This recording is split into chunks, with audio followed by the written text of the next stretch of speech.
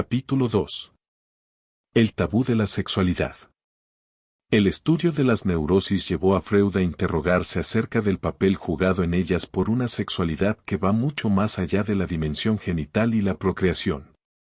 El concepto de libido o la teoría del complejo de Edipo fueron algunos de los hallazgos del padre del psicoanálisis en este campo. Aunque de forma ciertamente vacilante en un primer momento, a partir de 1906 la figura de Freud comenzó a alcanzar el anhelado reconocimiento científico y profesional. La expansión del movimiento psicoanalítico partió de Viena para extenderse de manera lenta pero segura por todo el mundo. Ya en 1908 tuvo lugar en Salzburgo el primer Congreso Internacional de Psicoanálisis, al que siguieron otros muchos.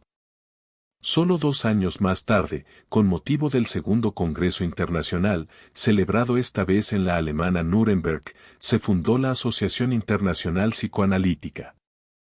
El hecho de que, a pesar de estos avances, Freud siguiera encontrando una fuerte oposición en los sectores conservadores de la sociedad le llevó a tratar de consolidar las líneas básicas de su teoría no ya en solitario, sino en compañía de un grupo cada vez más amplio de discípulos. Creada en 1902 por Freud, Alfred Adler, 1870 al 1937, Wilhelm Steckel, 1868 al 1940, Rudolf Reitler, 1865 al 1917, y Max Kahane, 1866 al 1923. La llamada Sociedad Psicológica de los Miércoles fue el primer círculo de la historia del movimiento psicoanalítico y su primer laboratorio ideológico. Pero al margen de esas reuniones, en las que sus participantes discutían sus trabajos e hipótesis relacionadas con el psicoanálisis, también en el resto de Europa y en América muchos investigadores empezaban a tener cada vez más en cuenta las hipótesis freudianas, incluidas las entonces más escandalosas, aquellas referidas al sexo, las mismas que hicieron que el padre del psicoanálisis y sus partidarios fueran considerados poco menos que unos pervertidos sexuales, cuando no unos psicópatas obsesivos y paranoicos, que representaban un serio peligro para la comunidad. Como refiere el primer biógrafo del vienés, Ernest Jones, Freud vivió en una época en la que el odium theologicum había sido sustituido por el odium sexicum y no todavía por el odium politicum. A las generaciones posteriores tocará establecer cuál de las tres fases es la más ignominiosa de la historia de la humanidad. Llegados a este punto, no sería ni mucho menos un despropósito echar un vistazo sobre la vida sexual de quien entendió la sexualidad como un impulso humano básico. Al contrario, fue en 1894, a raíz de una difteria que padeció la mayor de sus hijas, Matilde, cuando Freud llevó a cabo una profunda reflexión sobre su situación personal y de pareja con su esposa Marta, con la que había contraído matrimonio en 1886. Concluyó que los constantes embarazos de ésta la habían conducido a una situación de excesivo desgaste tanto físico como emocional. Esto movió al médico a proponerle el uso de ciertos métodos anticonceptivos habituales en su tiempo, coitus interruptus, condón, diafragma o esponja, métodos que no impidieron el nacimiento de una nueva hija, Anna, a finales de 1895. Este fracaso empujó al matrimonio a tomar una medida mucho más expeditiva, la renuncia definitiva de todo intercambio carnal. De este modo, con apenas 40 años de edad y coincidiendo con la aparición en él de algunos problemas de impotencia, Freud liberó a Marta del temor a una nueva maternidad. Desde entonces, ella dejó de sentirse tan angustiada y él afrontó la nueva situación con curiosidad, como si fuera una más de sus investigaciones. La vida sexual del gran teórico de la sexualidad duró, por tanto, apenas 9 años, pero hasta que cumplió los 60 no dejó de explorar sus sueños eróticos. Es más, aunque en privado no hacía gala de la libertad sexual que se le supondría por su doctrina ni, por supuesto, era el obseso sexual que gustaban retratar los caricaturistas de la época. Si era alguien a quien le producía un placer especial analizar esos sueños y buscar en ellos las causas sexuales a todos sus comportamientos. Es cierto que, sobre todo al principio, intentó en alguna ocasión retomar las relaciones carnales con Marta, pero finalmente acabó renunciando a ello. Como más tarde escribió, el erotismo que nos ha ocupado durante el viaje se ha fundido lamentablemente a causa de las penas del trabajo. Me acomodo al hecho de que soy viejo y no pienso ni siquiera de forma constante en la vejez.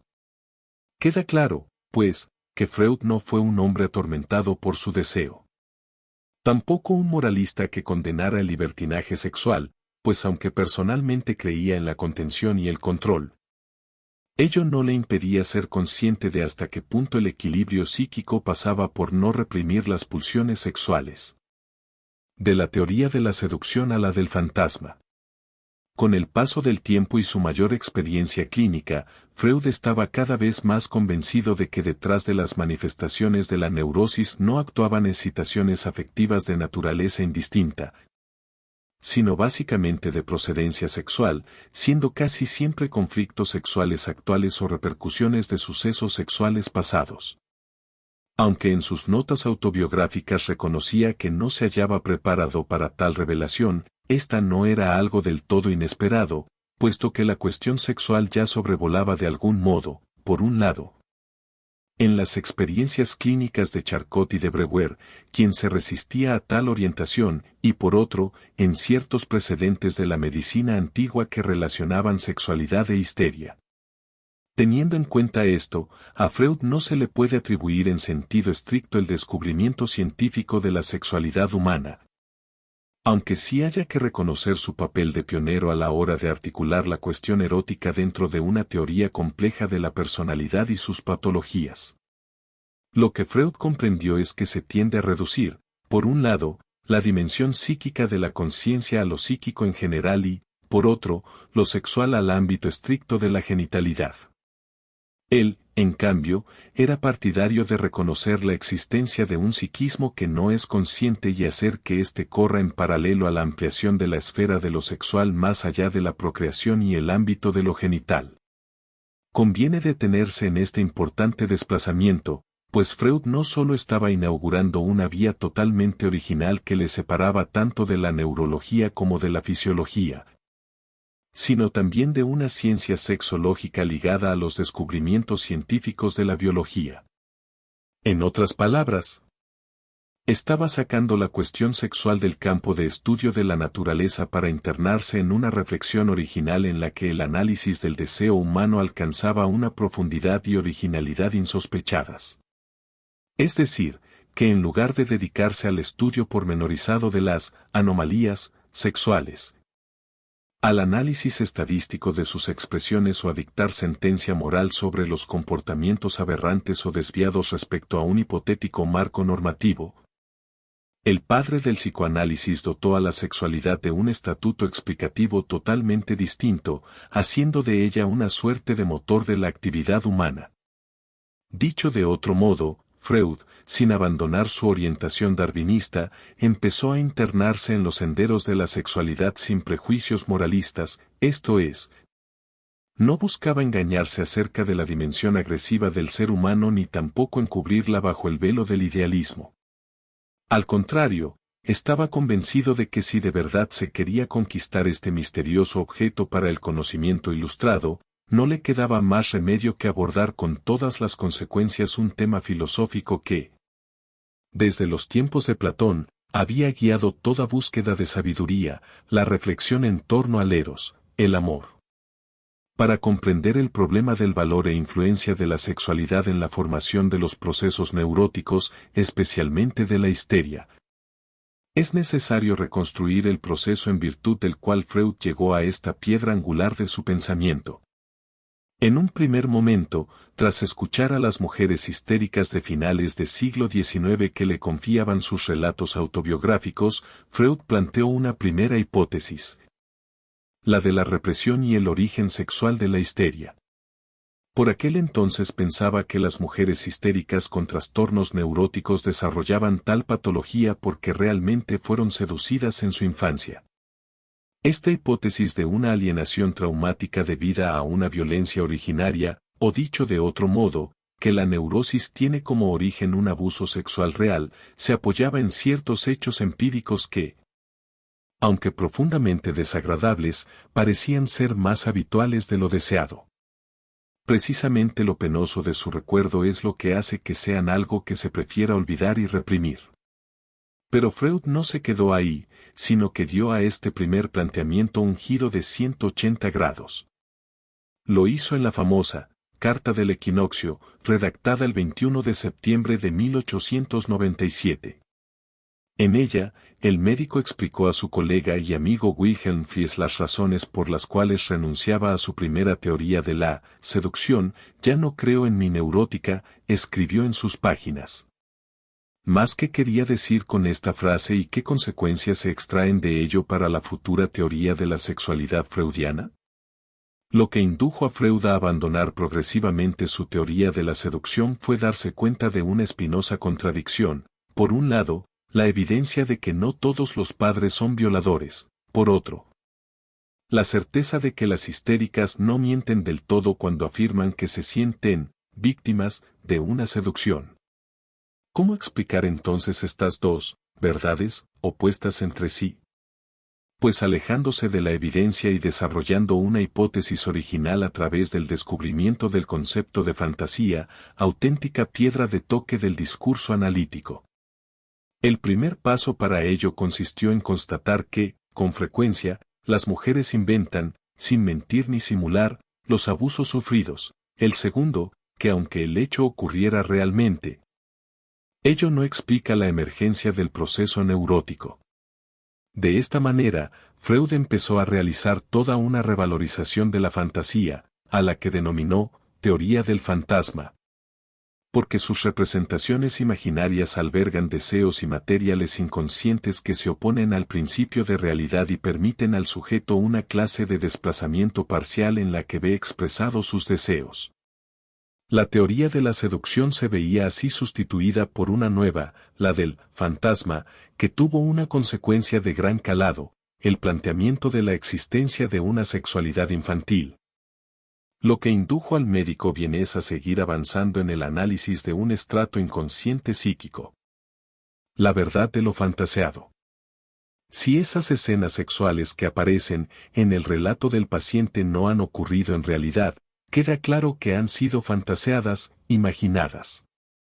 ¿Y esto qué significa? ¿Esta manera de razonar no revela acaso una lógica distinta y bien peculiar? Con estas preguntas heterodoxas planteadas a contrapelo del discurso psicológico dominante, Freud abrió un espacio inédito para el estudio de la psique humana. A través de la fantasía, el discurso del paciente se torna verdad para el analista en el mismo momento que la realidad del referente, la escena sexual infantil, se manifiesta como falsa.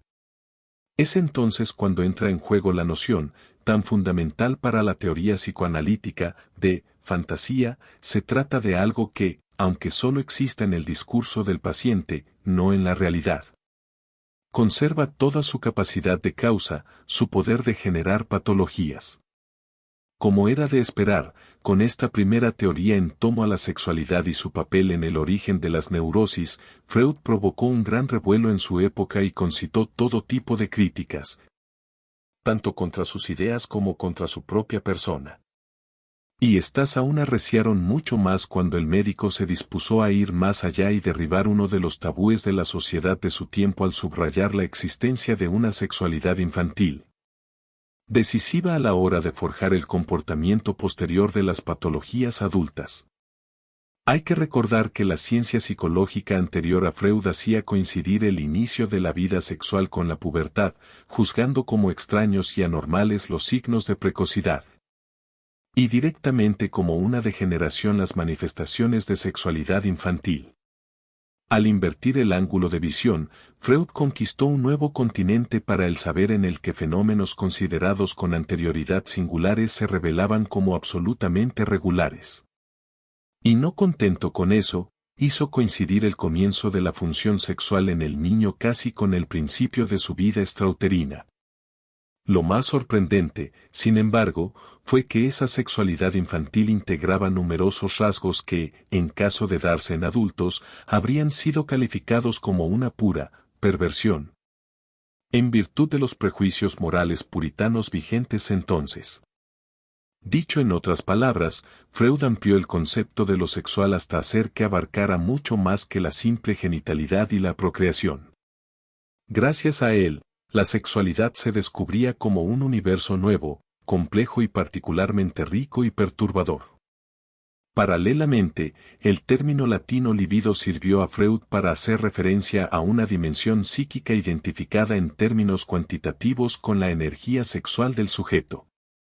El complejo de Edipo. Este descubrimiento de la sexualidad infantil llevó a Freud a investigar sobre una teoría que se convertiría en una de las piedras angulares del psicoanálisis.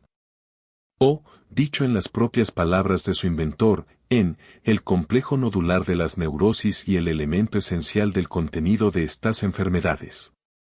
Se trata del complejo de Edipo.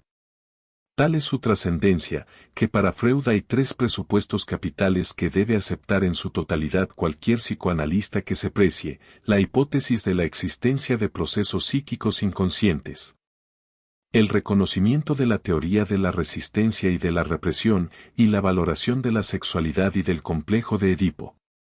Como punto de partida de su planteamiento, Freud tomó un viejo mito griego, inmortalizado por Sófocles en su tragedia Edipo Rey, sobre un hombre que se casa con su madre después de matar a su padre. Para el médico vienés, lo fascinante de él radica en que cada uno de sus espectadores ha sido alguna vez, en germen y en su fantasía, una figura edípica, Freud el primero. Esa fue la conclusión a la que llegó a través del autoanálisis, como le explicó a Fliess en una carta: he encontrado en mis sentimientos de amor hacia mi madre y de celos hacia mi padre. Sentimientos que pienso son comunes a todos los niños pequeños. A lo que añadía que si Edipo Rey sigue conmoviendo a un auditorio moderno es porque el destino de su protagonista bien hubiera podido ser el nuestro, porque el oráculo emite la misma maldición sobre él y sobre nosotros. Todos, pues, somos Edipo. Freud sostenía que todo niño, aproximadamente entre los 2 y los 5 años, experimenta un fuerte deseo erótico por el progenitor del sexo opuesto, mientras que abriga al mismo tiempo un sentimiento de rivalidad y hostilidad frente al progenitor del mismo sexo, si bien de modo ambivalente, pues, en otro momento de su evolución habrá de identificarse precisamente con ese progenitor del mismo sexo. Esta situación triangular es a la postre un factor determinante en la configuración de la personalidad del individuo, y no solo eso, sino que juega un papel esencial en la estructuración definitiva de su vida erótica y, en esa medida, de sus posibles trastornos neuróticos. En este sentido, Freud entendía que el hombre normal es aquel que ha aprendido a vencer el complejo de Edipo, mientras que el neurótico es alguien que queda vinculado a él. La asunción de la norma paterna y la represión de los deseos incestuosos son los factores que conducen a la resolución del complejo. Aunque es inevitable y del todo normal que el niño haga de sus padres los objetos de su primera elección erótica, su libido no debe permanecer fija en ellos, sino que en un siguiente estadio debe tomarlos únicamente como modelos para luego pasar a personas extrañas en la época de la definitiva elección del objeto sexual. El proceso paulatino por el cual el niño se desliga de sus padres se convierte así en un indispensable factor de su educación y maduración social. Este esquema marca la transición desde lo que Freud denominó el principio del placer, correspondiente al placentero seno familiar, hasta el principio de la realidad, esto es, la sociedad en general. Es un paso vital, pues señala el tránsito del incesto a las relaciones extrafamiliares. Dicho en otras palabras, de la naturaleza a la posición social dentro de la cultura y sus roles. De este modo se entiende que, para Freud, el complejo de Edipo sea algo así como el principio de la moralidad de la conciencia, de la ley y de todas las formas de autoridad social o religiosa. La prohibición real o imaginaria que ejerce el padre en relación con el incesto simboliza todas las autoridades superiores que aparecerán en la cultura.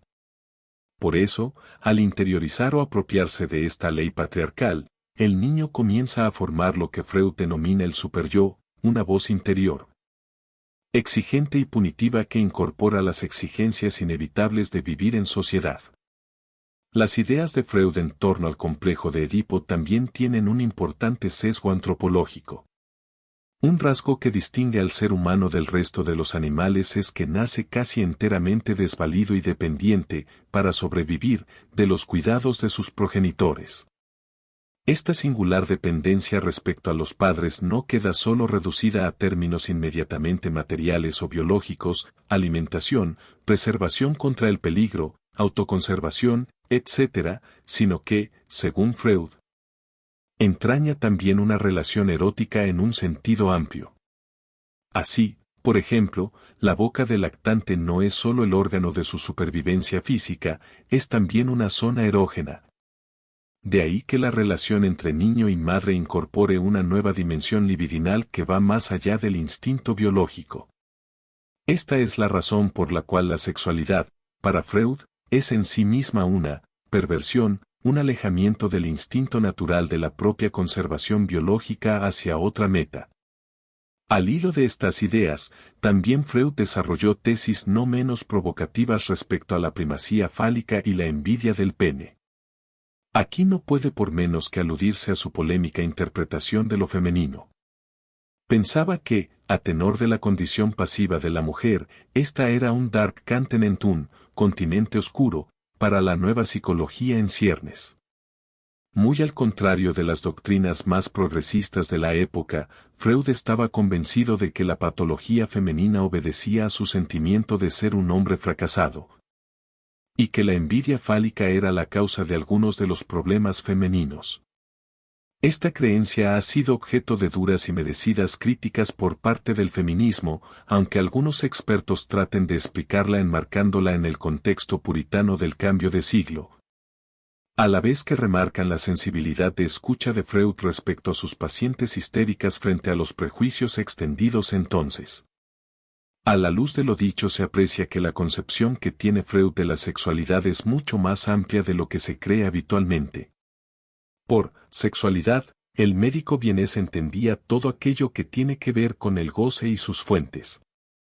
De ahí la necesidad de distinguir los dominios de la sexualidad y genitalidad y de abordar la cuestión desde las sensaciones más primarias del niño en relación con su ambiente.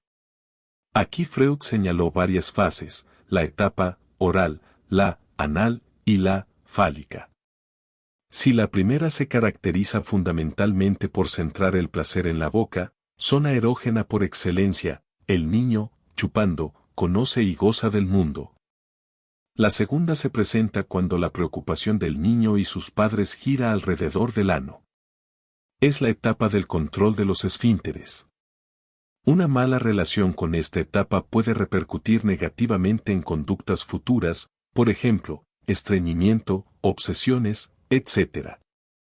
Por último, en la etapa fálica, el placer se centra en los genitales.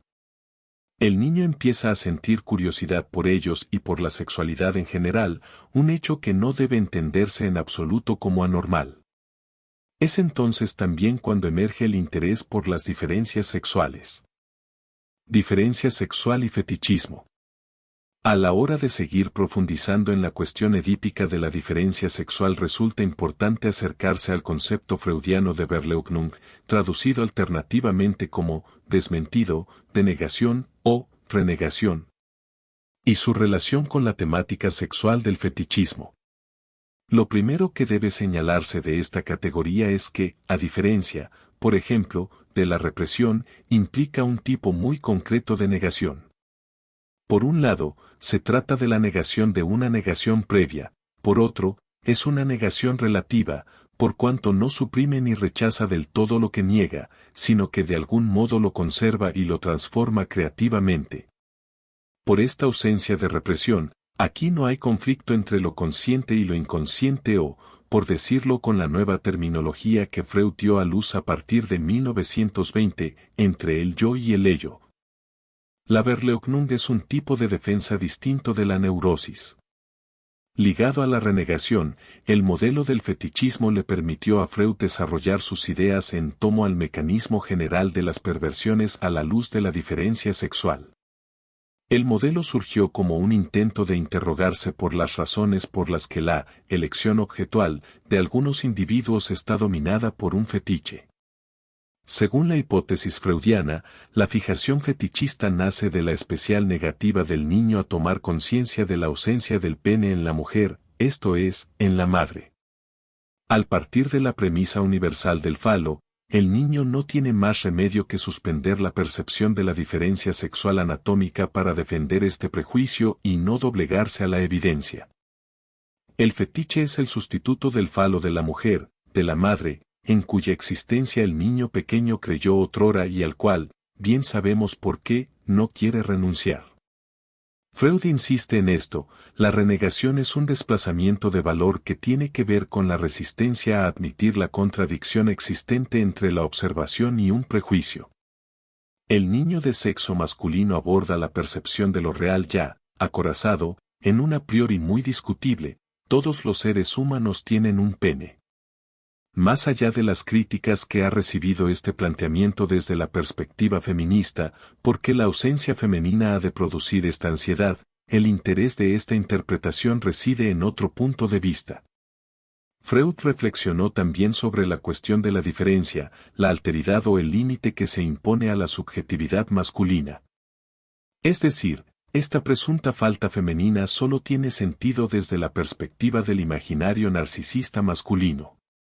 La singular negativa, renegación, negación de una negación previa, del niño a relacionarse con una realidad brutal que cuestiona su integridad y el conflicto surgido entre lo que ve, su límite, la falta, el agujero. La diferencia, y lo que quiere, la unidad con el objeto sin perturbaciones, origina un curiosísimo desplazamiento de la voluntad, en virtud de tal movimiento que busca sobre todo evitar y prevenir una cierta decepción. A saber, el conflicto entre lo que ve en la realidad y lo que desea, el niño tapa, oculta, el posible encuentro con ese abismático agujero, que es la mujer concreta, deseando otra cosa que, esta vez sí, le conserva en su burbuja autosuficiente sin cuestionar su narcisismo. De ahí la función protésica, bloqueadora del trauma, del fetiche inorgánico. El fetiche es así la imagen o el sustituto, lógica metonímica, la parte por el todo, del supuesto falo femenino, es decir, un medio por el cual se reniega del hecho de que la mujer carece de pene. Por ello, un fetichista elegirá como fetiche el último objeto que vio, siendo niño, antes de advertir la ausencia, el zapato, por ejemplo, para una mirada que asciende a partir del pie y el retomo a ese objeto. A ese punto de partida, le permitiría preservar legalmente la existencia del órgano impugnado. Así pues, el fetiche no sería de ninguna manera un símbolo, sino una suerte de plano fijo y coagulado, una imagen congelada. Una fotografía a la que volveríamos una y otra vez para conjurar las incómodas consecuencias del movimiento, los incómodos descubrimientos de una exploración. El fetiche representaría el último momento en el que todavía fuera posible creer. ¿Cuál es este escenario traumático en el que, de momento, el niño angustiado por la castración, rehúsa emplazarse, incluso a riesgo de escindirse entre lo que ve y lo que desea? Y en su huida de este escenario, hacia qué nuevo teatro desplazado, aligerado, se dirige para blindarse y proteger su subjetividad agredida? ¿Cuál es el espacio conflictivo del que reniega y huye con objeto de seguir defendiendo y salvaguardando su sagrada e inmaculada armadura? ¿Qué fantasma o fantasía se ponen en lisa para que no se desorganice su presunta integridad, amenazada por esa intrusión de lo real? Freud lo explicó así, en el conflicto entre el peso de la percepción ingrata y el poderío del deseo opuesto se llega a una transacción tal como solo es posible bajo el dominio de las leyes del pensamiento inconsciente, o sea, de los procesos primarios. En el mundo de la realidad psíquica la mujer conserva, en efecto, un pene, a pesar de todo, pero este pene ya no es el mismo que era antes. Otra cosa ha venido a ocupar su plaza, ha sido declarada, en cierto modo, su sucedánea, y es ahora heredera del interés que antes había estado dedicado al pene. El deseo fetichista, por tanto, reniega imaginariamente de la experiencia perceptiva de lo real. Quiero un objeto que te identifique, una parte de ti, metonimia. A fin de no tener que enfrentarme a tu total y obscena presencia. Es, pues, el despotismo del sujeto sobre la realidad, sobre lo otro. El niño, o el perverso, se aferra de este modo a sus privilegios uterinos como si fuera un rey que no quiere verse comprometido o descolocado con los cambios provocados por los acontecimientos. Años más tarde, el psicoanalista Jack Lacan, 1901 a 1981, daría un paso más allá al identificar la castración con el orden simbólico representado por el padre. La castración equivale a la renuncia de ser, el falo, el objeto de deseo único, del otro, la madre. Para que el drama edípico tenga lugar, el niño debe asumir la diferencia sexual posibilitada por la función simbólica del padre. Este reconocimiento no narcisista tiene que ver con la socialización y el lenguaje. La presencia del padre, simbolizada por el falo, le indica al niño que debe ocupar un lugar en la familia. Es decir, esta función no solo señala que el niño no puede ser amante de su progenitora, sino también una ausencia, debe abandonar su fusión con el cuerpo de la madre. Solo así se entenderá como un sujeto constituido por sus relaciones de diferencia y semejanza con los otros sujetos que le rodean. Este paso del registro imaginario a lo que Lacan llamó el orden simbólico, la estructura preexistente de los papeles sociales y sexuales y de las relaciones que constituyen la familia y la sociedad. Es lo que provoca que el niño se resigne al hecho de no tener nunca acceso directo a la alteridad, es decir, de ser expulsado de la posesión completa, aunque imaginaria, con el otro. En el fetichista no hay rechazo de la percepción propiamente dicho, sino un desplazamiento imaginario de ésta. El perverso no quiere naturalmente saciar ninguna necesidad en el objeto y ante la realidad, sino aplazar, demorar en la medida de lo posible esa traumática intrusión de lo real como diferencia. De ahí que sea inexacto afirmar que el fetichista persigue el objeto de su deseo a no ser que por tal se entienda un objeto, siempre en falta, que siempre está en otra parte. Esta lógica narcisista masculina solo aborda el objeto del deseo a la luz de un teatro artificial que se alza de forma complementaria a la realidad, un dominio suplementario de lo real que, cuanto más fascina, más disimula esta realidad. Se trata, por tanto, de una fascinación cuyo principal efecto no es fijar la mirada sobre ciertos objetos dignos de atención, sino más bien de volver a estos invisibles. No atrae hacia otra parte más que para disimular mejor aquí. De ahí que el fetiche sea una suerte de velo, un obstáculo que solo puede fascinar en la distancia al precio de empobrecer la realidad más próxima e inmediata. Una terapia más allá de la racionalidad. Si la práctica terapéutica tradicional se limitaba a combatir el mal y el error del sujeto paciente acudiendo a una explicación teórica, ahora, a partir de su innovadora concepción acerca de la determinación sexual humana, Freud exploró una vía diferente, una en la que las ilusiones de la mente no se combaten simplemente mostrando su verdad desnuda al paciente, sino construyendo, en la experiencia del análisis, una escena entre analista y analizado que permita al segundo comprenderse de otro modo. Lo que hizo el médico vienés fue aplicar a la psique humana el modelo del sistema cerrado del físico alemán Hermann von Helmholtz, 1821 a 1894. Según el cual en la naturaleza existe un equilibrio entre dos tipos de energías, una estática y otra potencial. De este modo, y a la luz de su experiencia clínica, Freud partió de la siguiente hipótesis: las patologías psíquicas tienen lugar cuando el fluir de una cantidad de energía psíquica se ve bloqueado, taponado o se fija en algunas zonas, lo que provoca fenómenos patológicos desplazados. En pocas palabras, los afectos que no se pueden descargar hacia el exterior se enquistan. Freud llegó así a la conclusión de que la terapia correcta no solo ha de consistir en proporcionar al paciente la conciencia del origen de sus males, sino también en eliminar esas presiones energéticas.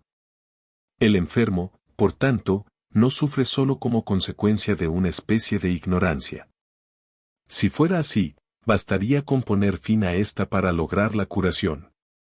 No, son las resistencias internas afectivas las que actúan como factor patológico y hacen que éste surja y perdure en el tiempo. La labor de la terapia psicoanalítica debe consistir entonces en desbloquear estas resistencias afectivas y para ello la comunicación meramente intelectual de lo que el enfermo ignora por haberlo reprimido no es más que una de las preparaciones necesarias para emprender la cura. Además, muchos neuróticos son personas que, incluso conociendo bien su patología, persisten en ella porque sacan un beneficio de la misma, entendiendo aquí, beneficio como esa satisfacción directa o indirecta que el sujeto obtiene de aquello que padece y que le permite, por ejemplo, modificar favorablemente las relaciones con el ambiente que le rodea. Por otra parte, si el conocimiento de lo inconsciente fuera tan importante como se supone habitualmente, los enfermos se curarían por sí mismos solo con leer unos cuantos libros o asistir a algunas conferencias sobre el tema. Pero, como señalaba Freud, semejantes medidas ejercen sobre los síntomas patológicos nerviosos la misma influencia que sobre el hambre, en tiempos de escasez. Una distribución general de menús bellamente impresos en cartulina.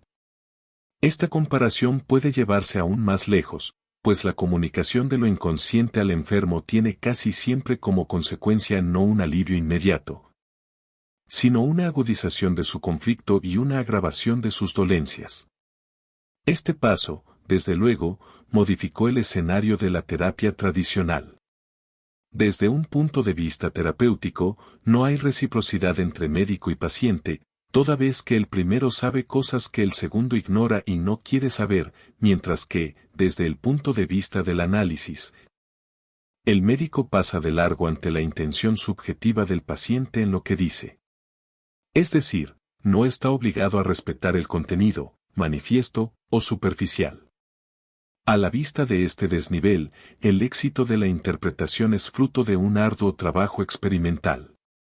El trabajo del análisis queda dividido entre médico y paciente, de forma que el primero reconstruye lo olvidado a partir de textos defectuosos del segundo, a partir de sus sueños, asociaciones y repeticiones, mientras que éste recuerda estimulado por las construcciones adelantadas hipotéticamente por el analista.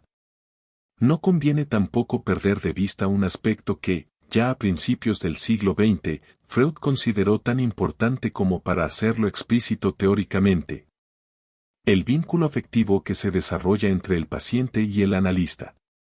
Es lo que él llamó transferencia, el proceso por el cual un sujeto transfiere afectivamente, de manera inconsciente, o revive antiguos sentimientos y relaciones a través de nuevos lazos. Si este fenómeno es importante para la cura analítica es porque hace aflorar las dinámicas afectivas sepultadas. El enfermo transfiere al analista la carga emotiva que en el pasado tuvieron otras personas, como los padres, por lo que escenifica ante él, enamorándose o tratándole con hostilidad, los conflictos vividos en el pasado. Duelo y melancolía. El 28 de junio de 1914, el archiduque Francisco Fernando de Austria, heredero del trono imperial, fue asesinado en la ciudad bosnia de Sarajevo. Ese mismo día, tan pronto como supo la noticia, Freud escribió a su colaborador Sándor Ferenczi: «Estoy escribiendo bajo la impresión del impacto del increíble asesinato de Sarajevo, cuyas consecuencias son imprevisibles. O no tanto, pues el 23 de julio de ese mismo año el Imperio Austrohúngaro envió un ultimátum a Serbia, a la que consideraba la instigadora del fatal magnicidio cometido por el estudiante bosnio Gavrilo Princip. Pocos días después, Viena declaró la guerra y bombardeó Belgrado. Había estallado la Primera Guerra Mundial, el conflicto más devastador vivido por la humanidad hasta esa fecha. Para entonces, Freud era ya un médico famoso a nivel internacional, cuyas ideas, a pesar de que seguían suscitando denodada resistencia en los sectores más puritanos y conservadores, interesaban a un público cada vez más amplio. Podía decirse que el psicoanálisis había triunfado y que incluso empezaba a emprender una vida propia más allá de su creador, pues poco antes del estallido de ese conflicto bélico, en 1911, uno de sus miembros más importantes, Alfred Adler, se dio de baja de la Asociación Psicoanalítica de Viena por discrepancias con Freud. Y ese mismo año de 1914 lo haría el suizo Carl Gustav Jung, 1875 a 1961, quien hasta entonces había sido uno de sus más fieles colaboradores. El primero de estos, desertores, de la causa psicoanalítica, Adler, era un psiquiatra más atraído por el socialismo y la calidad revolucionaria del psicoanálisis que por las virtudes terapéuticas de la disciplina. La insistencia en acentuar la importancia del contexto social y de la estructura familiar en la psique, así como su cuestionamiento de la etiología sexual de la neurosis y la definición de esta como la simple expresión patológica de un complejo de inferioridad, fueron algunos de los puntos que contribuyeron a su distanciamiento del autor de la interpretación de los sueños. En cuanto a Jung, Freud lo había considerado su sucesor natural, su hijo y heredero. Incluso había barajado en 1910 su nombramiento como presidente vitalicio de la Asociación Internacional Psicoanalítica, pero las divergencias teóricas y personales acabaron con esa relación. Tras la ruptura, Jung denominó su propia doctrina, psicología analítica, y luego, psicología compleja, para distinguirla incluso a nivel de nombre del psicoanálisis freudiano.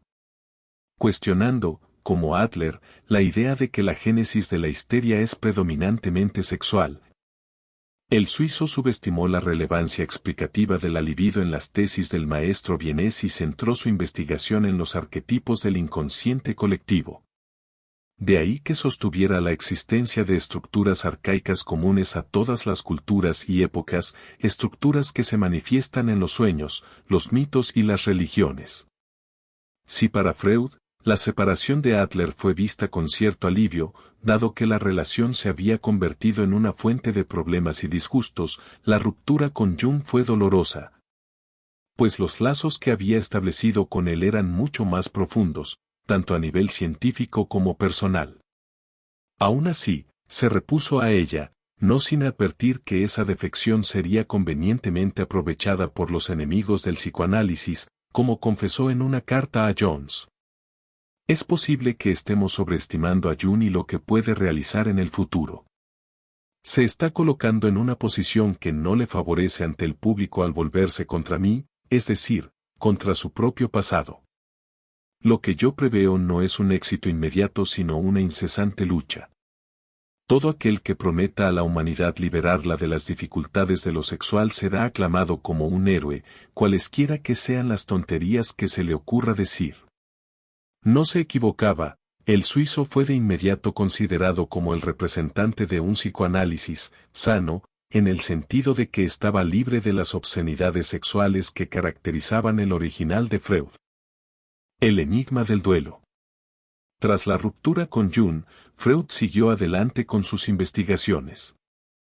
Inevitablemente, éstas se acabaron viendo influidas por el clima bélico que se respiraba en una Viena en la que el fervor patriótico fue cediendo paso, a medida que pasaban los meses y la guerra se eternizaba, al dolor, la rabia y la desesperación ante las cada vez mayores pérdidas en vidas humanas.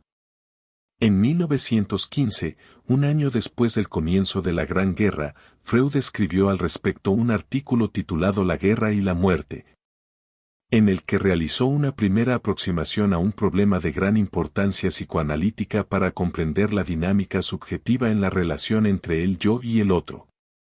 Ese problema era el del duelo. Ciertamente, la circunstancia de la guerra planteaba la cuestión de la alteridad de forma acuciante, toda vez que el otro aparecía en ese momento fundamentalmente como enemigo. En las páginas de ese texto, Freud sostiene que si bien los seres humanos no pueden pensar en la propia muerte, en el ámbito inconsciente están persuadidos de su inmortalidad. En cambio se acomodan muy bien a la muerte del enemigo, pues significa el aniquilamiento de lo que se odia. Sin embargo, la genuina problemática del duelo surge cuando se ve morir a alguien próximo. Cuando muere un amigo o un hijo es como si muriera ese yo mismo que hasta ese momento no quería saber nada de la muerte. El duelo por la pérdida de algo que se ha amado o admirado parece al hombre normal tan natural que lo considera obvio. Pero para el psicólogo, reflexionaba Freud, el duelo es un gran enigma, uno de aquellos fenómenos que uno no explica en sí mismos, pero a los cuales reconduce otras cosas oscuras. Y añade, la libido se aferra a sus objetos y no quiere abandonar los perdidos aunque el sustituto ya esté aguardando. Eso, entonces, es el duelo. ¿Cuándo se logra pasar con éxito un duelo? En un texto posterior, Duelo y Melancolía, publicado en 1917, cuando todavía la Primera Guerra Mundial seguía incendiando Europa, Freud sugirió que el duelo exitoso es aquel capaz de sustituir un objeto por otro, si bien luego pensó que una tarea esencial del mismo duelo, originalmente asociada con la melancolía, es la introyección, un concepto freudiano que hace referencia al proceso de defensa psíquico por el cual una persona incorpora elementos de la personalidad de otra. La primera esperanza de Freud de que el lazo con un objeto podría deshacerse y luego rehacerse nuevamente implicaba, no sin un cierto optimismo, la posibilidad de un intercambio libidinal de objetos. Para el médico, el duelo, por tanto, no implica solo pérdida y sustitución, sino más bien deshacimiento, renuncia y libido liberada para encontrar otros objetos, tanto o más apreciables. De ahí la distinción entre duelo y melancolía. Como escribió, en el duelo, el mundo aparece desierto y empobrecido ante los ojos del sujeto. En la melancolía, es el yo lo que ofrece estos rasgos a la consideración del paciente. Lo que el médico percibió es que el melancólico se caracteriza psíquicamente por un estado de ánimo profundamente doloroso. Es alguien que ya no se interesa por el mundo exterior, que pierde la capacidad de amar y que se repliega sobre sí. Asimismo, en la melancolía hay un rasgo que no está presente en el duelo, pues se encuentra una cruel denigración de sí del yo, unida a una implacable autocrítica y unos amargos autorreproches, en los que se manifiesta una delirante expectativa de castigo. Esta perturbación de la autoestima es lo propio del estado de melancolía. El duelo continúa hasta que la prueba de realidad evidencia la objetiva desaparición del ser amado. En el duelo, por lo tanto, se evidencia una pérdida en el objeto, mientras que en el melancólico se produce, además, una pérdida de su yo. Lo que el melancólico no puede hacer es desligarse subjetivamente del objeto perdido para poder renunciar a él cuando objetivamente ya no está.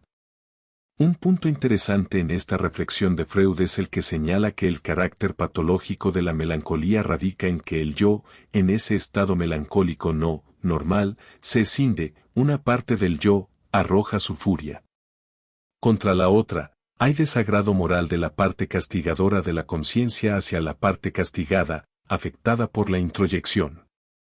El melancólico produce una identificación inconsciente con el objeto perdido y es a él a quien hace reproches. Freud recuerda que cuando se pierde a alguien, no siempre se sabe lo que se ha perdido en esa persona, de modo que cuando uno experimenta una pérdida, también se enfrenta con algo enigmático. Con esto tal vez se puede empezar a abordar la diferencia entre el duelo y la melancolía con más precisión. Una vez que se reconoce que algo enigmático se esconde en la pérdida, si el duelo supone saber qué es lo que uno ha perdido, la melancolía originalmente significa, en cierta medida, no saberlo. En la melancolía, por tanto, el luto se mantiene, en su dimensión enigmática, por una experiencia de no saber incitada por la pérdida de lo que uno no puede conocer completamente. Freud habla del total descalabro, cuando se pierde a una de esas personas que nos son próximas, sepultamos con él nuestras esperanzas, nuestras demandas, nuestros goces. No nos dejamos consolar y nos negamos a sustituir al que perdimos. Nos portamos entonces como una suerte de Ashra, de esos que mueren cuando mueren aquellos a quienes aman. El hecho de que Freud haga alusión en otras partes de su obra al poema El Ashra de Heinrich Heine, 1797 al 1856, no es baladí. En él se trata de una tribu árabe cuyos miembros no podían menos de extinguirse de inmediato o languidecer hasta la muerte cuando desaparecía aquello que amaban o daba sentido a sus vidas. El descalabro del duelo, según Freud, radica en que, para el inconsciente, se presenta un caso en que dos actitudes contrapuestas frente a la muerte chocan y entran en conflicto. Una que la admite como aniquilación de la vida y otra que la desmiente como irreal. Estos seres queridos son, por un lado, una propiedad interior, componentes del propio yo, pero por el otro, también son en parte extraños y aún enemigos. De ahí que no haya pérdida que no suscite conflicto y ambivalencia afectiva.